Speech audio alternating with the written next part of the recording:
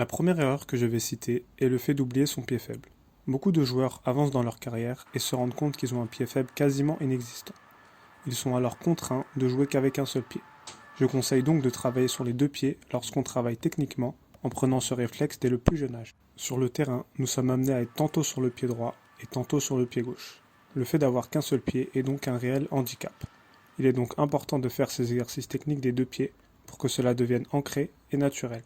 Le pied faible ne doit pas être obligatoirement au même niveau que le pied fort, mais au moins qu'il puisse maîtriser les fondamentaux comme le contrôle, la passe et la frappe pour les joueurs plus offensifs. La deuxième erreur est le fait d'avoir en tête qu'il faut faire des gestes compliqués pour être fort techniquement. Ceci est une erreur évidente. La réalité est que la technique est la bonne maîtrise du ballon. Elle passe donc par la bonne exécution des gestes de base et le fait d'avoir le moins de déchets techniques possible. On peut citer un joueur comme Iniesta, qui est très technique, mais avec une technique qui se reflète par un jeu simple et réfléchi. Cette simplicité et cette justesse dans le jeu est donc une des caractéristiques du haut niveau. La plupart des phases de jeu sont du jeu simple. On demande seulement à certains joueurs de prendre des risques dans certaines situations. Mais la majorité de leurs touches de balle sont du contrôle-passe. La troisième erreur est le fait de ne pas assez élargir ses entraînements techniques. Par cela, on entend le fait de travailler que sur ses acquis et de ne pas sortir de sa zone de confort. Il faudra donc varier ses exercices et ne pas en avoir qu'un ou deux. Il ne faudra pas hésiter à travailler sur des points qu'on n'a pas l'habitude de travailler, même si on n'y arrive pas forcément du premier coup. C'est de cette manière qu'on maximisera la progression.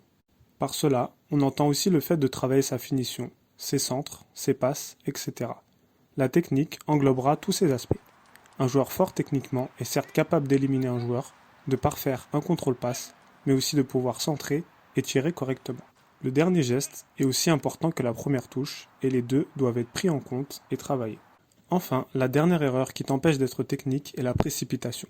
Beaucoup de joueurs sont impatients à l'idée d'être techniques et ne sont pas persévérants et rigoureux dans leurs efforts. Or, nous savons que les résultats sont seulement la conséquence d'un travail qualitatif et constant dans le temps.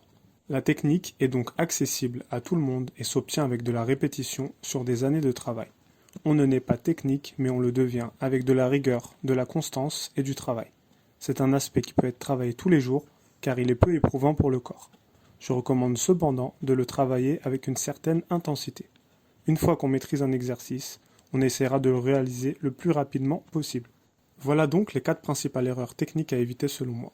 Si tu les prends en compte, tu pourras alors exceller techniquement sur le terrain. Bien entendu, tu auras d'autres aspects à travailler tels que la préparation physique, la tactique et l'aspect mental qui sont tous des aspects complémentaires pour être un très bon footballeur. C'est la fin de cette vidéo, donne-moi ton avis dans les commentaires, je te répondrai avec plaisir. Si tu as apprécié et que tu veux soutenir la chaîne, tu peux t'abonner et partager la vidéo. D'ici là, on se retrouve rapidement pour d'autres contenus sur l'entraînement.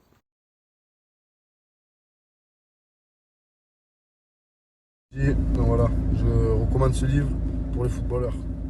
Karim Tarwat, on est ensemble.